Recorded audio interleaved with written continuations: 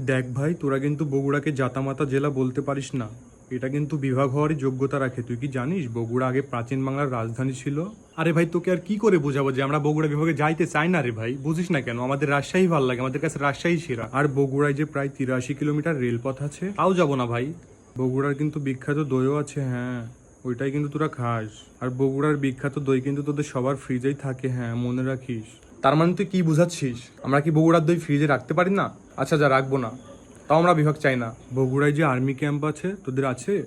না, নাই, কিন্তু তারপর আমরা তোদের বিভাগে যাব না ভাই। বুঝিস না কেন? বগুড়ায় যে মেডিকেল কলেজ হাসপাতাল আছে, তোদের আছে? না, নাই, কিন্তু তারপর আমরা তোদের বিভাগে যাব না ভাই। বগুড়ায় যে আজিজুল হক কলেজ আছে, তোদের আছে? না, নাই, কিন্তু তারপর আমরা তোদের বিভাগে যাব না ভাই। এখন কিন্তু প্রধানমন্ত্রীর বাসাও কিন্তু আমাদের বগুড়াতে, মনে রাখিস। আমরা কিন্তু যখন যা ইচ্ছা করতে পারি, হ্যাঁ। তাও যাব না ভাই।